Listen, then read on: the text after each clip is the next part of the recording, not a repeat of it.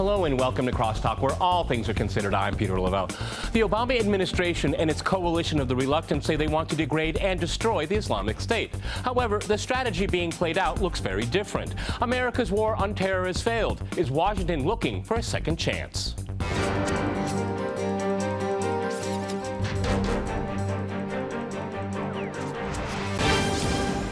To CrossTalk the Islamic State, I'm joined by my guest, Maajid Rafizadeh in Los Angeles. He is a Harvard scholar and president of the International American Council on the Middle East. In London, we have Ken O'Keefe. He is a political analyst and ex-U.S. Marine who renounced U.S. citizenship. And in New York, we cross to Peter Van Buren. He is a veteran of the U.S. State Department who served in Iraq and is also author of We Meant Well, How I Helped Lose the Battle for the Hearts and Minds of the Iraqi People. All right, CrossTalk rules in effect, gentlemen. That means you can jump in anytime you want, and I very much encourage it.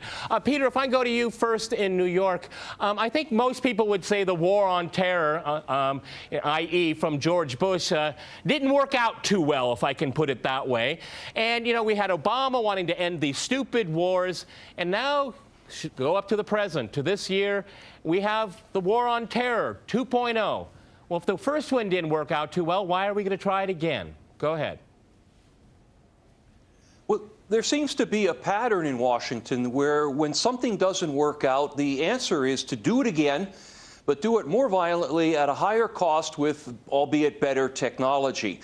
There seems to be no emphasis on results, simply on the process. I think Washington has simply run out of ideas, run out of strategies, and in the midst of a fury to do something, just repeats the mistakes of the past. Look, if you're standing in front of a burning house and the only option you feel available is to throw a can of gasoline in the house, it is better, in fact, to do nothing. Okay. Maajid in Los Angeles, I mean, when we're looking at and going after the Islamic State here to degrade and destroy, is the U.S. strategy, you know, is it the appropriate one? Because, you know, we tried destroying, bombing extremists into oblivion, and it didn't work. As a matter of fact, it got a whole lot more blowback and a far more extremists on the ground. I mean, why is the strategy being pursued against the Islamic State? I think you're absolutely correct. I believe there is a structural problem in the U.S. foreign policy, and this is not just limited to Obama administration, the previous administration as well, that the short-term interests or the immediate interests override the long-term interests. And that's what you're seeing that's happening repeatedly. If we look at the U.S. history involvement in the Middle East, particularly, there have been a lot of mistakes done, for instance, that resulted into substantial, egregious, unintended consequences. In the 1980s, U.S. Arming and financing Mujahideen, which came back home to roost in 9/11. Then we have U.S.-led overthrow of Gaddafi, which opened the field for Al-Qaeda-affiliated group to operate there. And now we have U.S.-led airstrike against the Islamic State, which does not really have any kind of articulate agenda or strategic goal that one can clearly witness. So you can see all these inefficient policies. I think there is something very articulate. If I can go to Ken in London here, this is exactly what the Islamic State wants. They want the United States to bomb them. They want to be the magnet for recruitment. If you just, even a cursory review of mainstream media, the number of people that are going there to fight their jihad or whatever they want to do, this is a magnet here. And what is very interesting here is more unintended consequences.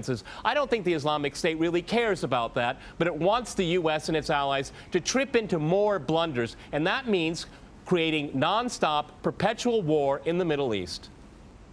Well, I'm going to make this interesting and disagree with everyone. Okay. I do not accept the premise, which probably isn't too much of a surprise, but nonetheless, I reject the premise that the whole point of the so-called war on terror or investing in the Mujahideen was to somehow fight terrorism or to make a better world.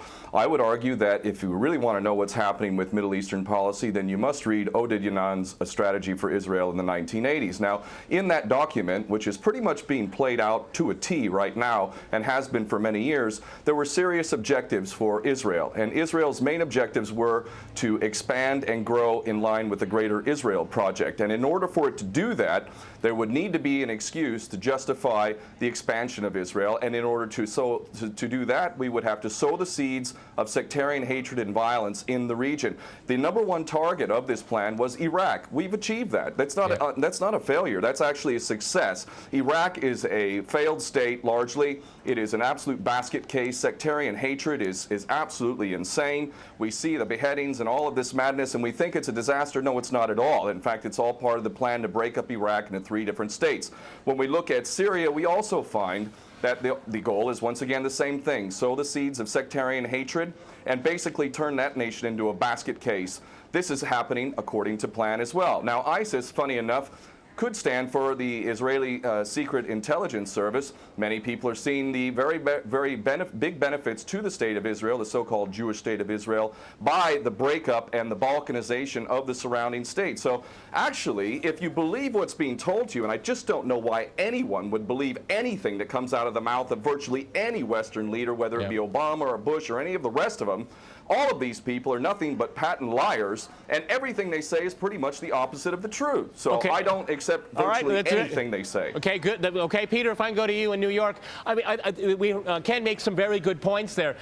We have this standard regime change, forced regime change around the world. If you want to go to the Middle East, all the way to Ukraine here, and I think Ken's onto something there, because for the Middle East, it's not regime change; it's region change. It's to reorder the region completely through sectarian differences. Yes, it does probably benefit, or very clearly benefits, Israel here. But this is more the unintended consequences. You can turn the apple cart upside down, but you can't control, where all the apples go, if I can use the analogy. Go ahead, Peter. I would almost feel better in a somewhat ironic way if Ken's statements were borne out, that there was some type of global strategy behind all this. What I see instead is the creation of chaos largely by a chaotic American foreign policy. It's been said many times that war is simply an extension of policy by other means. And if there is no coherent policy behind that war, then the wars will simply be chaotic violence. Barack Obama did not bite at the opportunity to get involved in Syria a year ago. In fact, at the time when he was ready to start bombing Assad just about 13 months ago, he backed off as soon as the first excuse came to mind. We've been supporting ISIS in Jordan, in Turkey, through our proxies in Saudi Arabia and Qatar. There is absolute continuity between the policies of Iraq and breaking it up and breaking up Syria as well. It is beyond naive to suggest that the U.S. doesn't have its fingerprints all over ISIS. In fact, tell me this: why has ISIS never once, or al-Nusra Front or al-Qaeda, not once have they attacked Israel? In fact, ISIS militants are getting medical attention in the Golan Heights and in Israel itself. What does that tell you? There is absolute continuity, but the actual policy, just like the Project for a New American Century laid out very clearly, that a, quote, new Pearl Harbor would be necessary to achieve this goal of full spectrum dominance. You could never tell the American people, or the world for that matter, we're going to fight wars of aggression where we're going to have to invade and occupy, we're going to have to spend hundreds of billions, if not trillions of dollars to achieve the goal of full spectrum dominance, which is to control, absolute control over air, land, sea, and space, and cyberspace. The American people never would have bought it, so you can't tell them that. You have to tell them a bunch of lies, and we see this over and over again. What you have to do, Ken, if I can go, okay, Peter, I'll let you reply. But I think one thing is for sure is that just keep people scared, really, really scared, and then they follow. They'll follow you no matter what you say. Just show those beheadings. Something must be done. Sometimes, as Peter said earlier, maybe nothing should be done. Peter, you want to reply to what Ken had to say in London? Go ahead.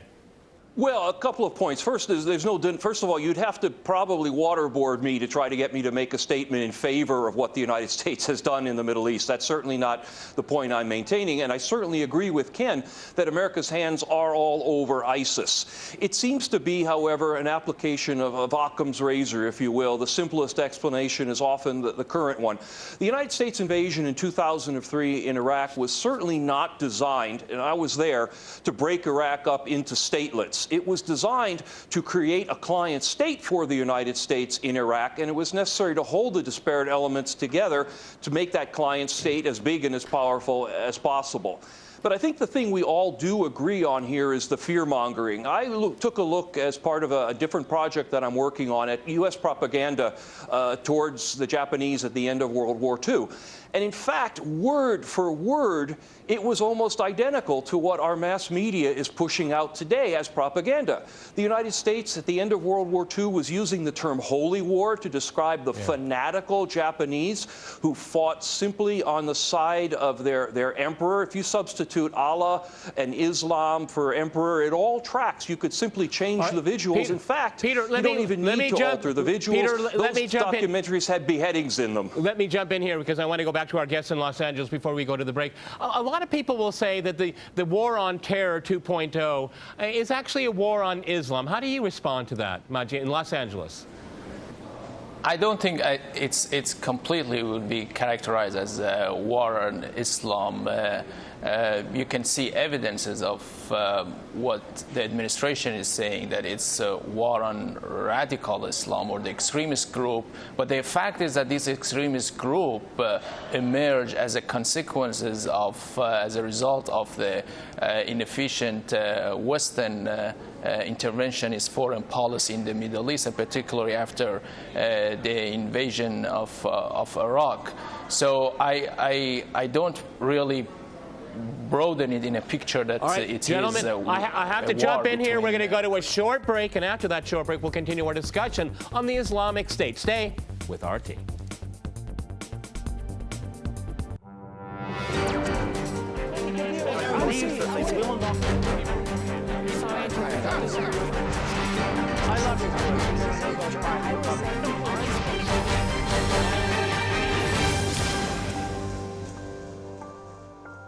Welcome back to CrossTalk, where all things are considered. I'm Peter Lavelle. To remind you, we're discussing Washington's Middle East wars.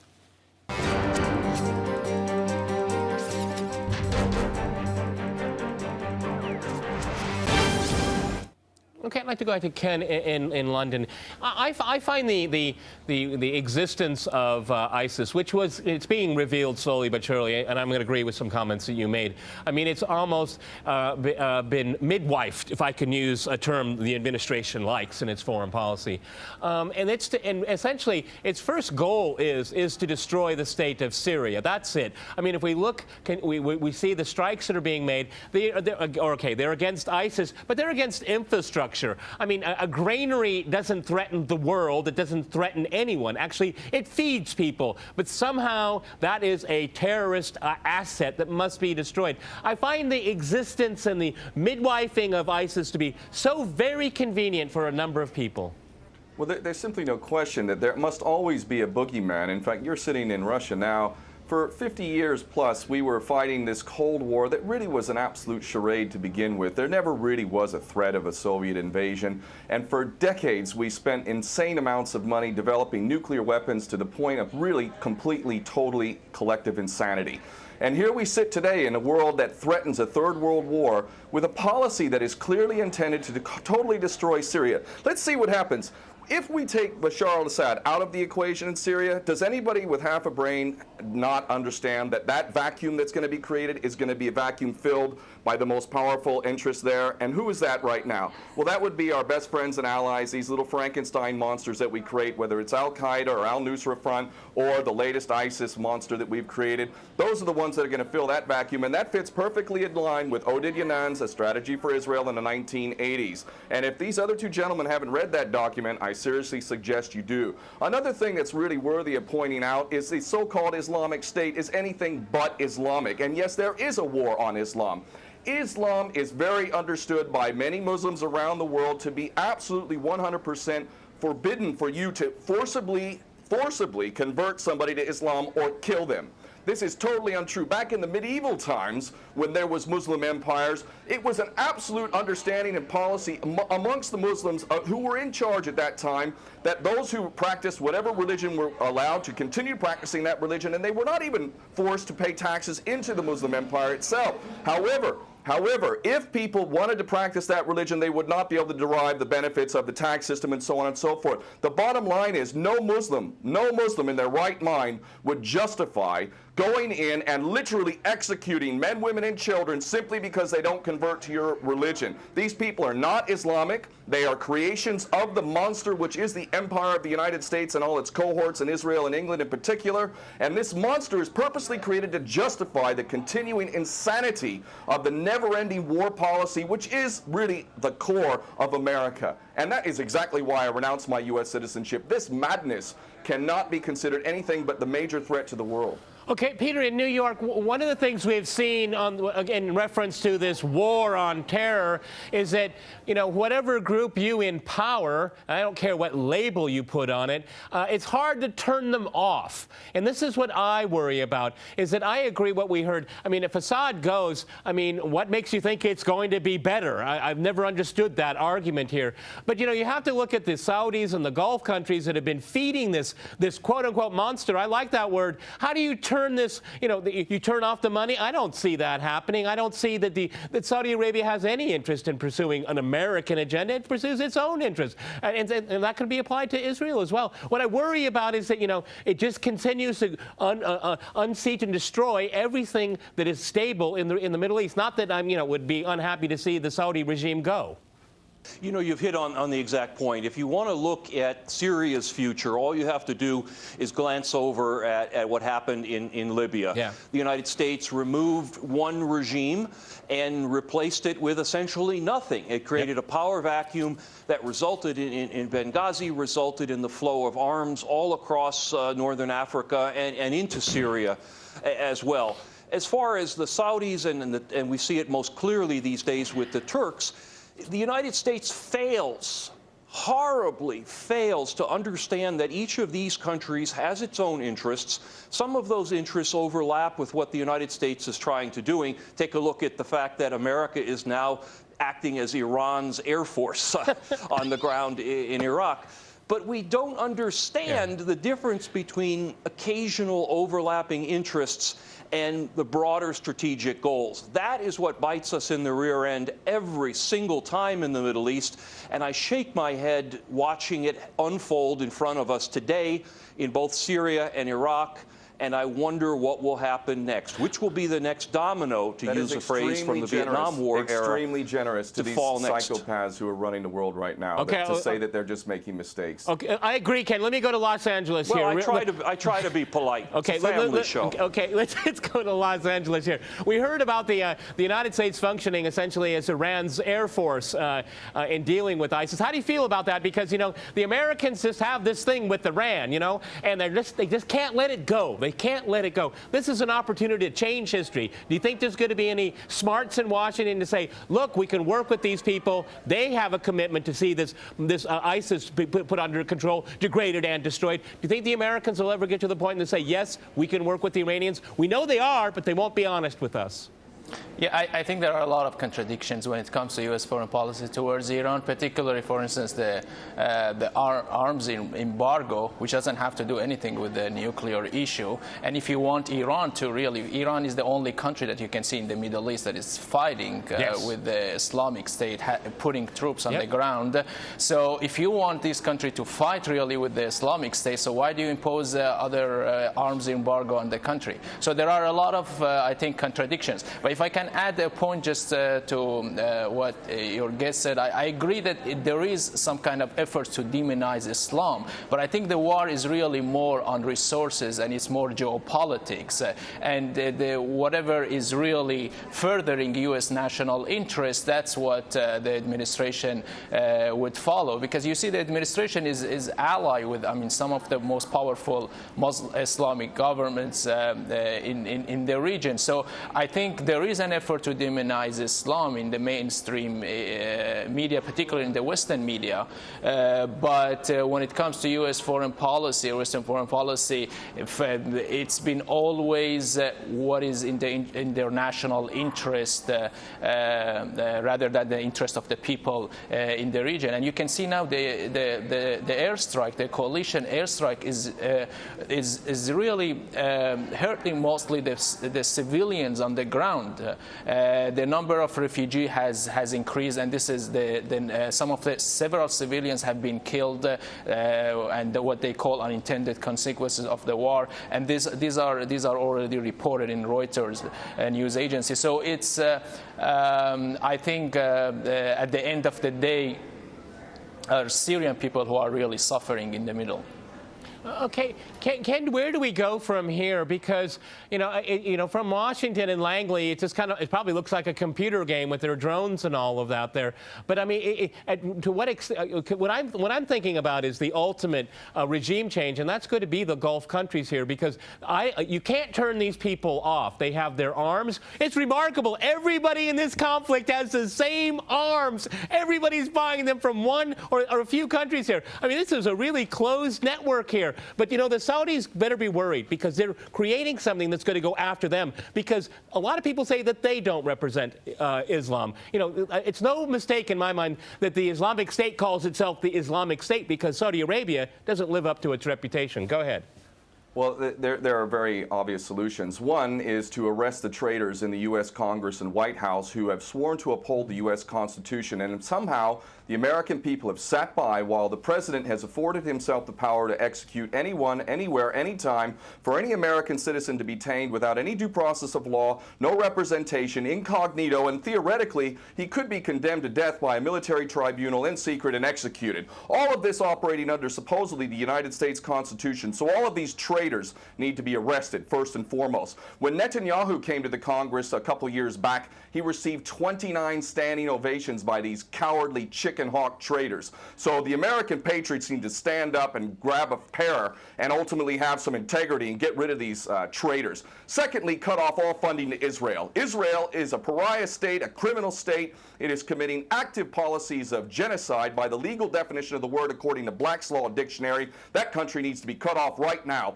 All of their attention needs to turn inward. Stop your little empire endeavors and full spectrum dominance and all of this sort of madness. Start taking care of your infrastructure back home. Start taking care of the American citizens who have worked their whole lives and now find themselves wondering how they're going to keep a roof over their head. All of that is very obvious and very sensible. Or America can continue to decline into an absolute total pariah state, hated and resented around the world, and maybe bring the whole world into World War III. I would prefer that we do the former instead of the latter, but ultimately we need some serious change in government, and that means getting rid of these traitors. Okay, Majid, what's it going to take in Los Angeles? What's it going to take for the United States to change its foreign policy? Because I think all of us here have agreed that it's not making any kind of progress. It keeps repeating the same mistakes over and over again with the wrong array of allies. Well, I don't think, the military and the corporations' interests are so embedded in U.S. Foreign policy that I'm not really optimistic that it's going to fundamentally change. But I will have to add one thing to what your guest said. I think what should be done is also stop, supporting countries like Saudi Arabia, Qatar, and being allied with these countries, which are one of the major factor in emergence of the Islamic State, Jabhat al-Nusra, or other. I got 20 seconds left. I want to go to Peter in New York. Groups, Peter, I want to give you the last 20 seconds. Go ahead, in New York. The way to solve the problems in the Middle East are through regime change. The way I differ is that the regime change should take place in Washington, not somewhere else. Excellent ending to this program. Thanks to my guests here in Los Angeles, New York, and in London. And thanks to our viewers for watching us here at RT. See you next time. And remember, CrossTalk rules.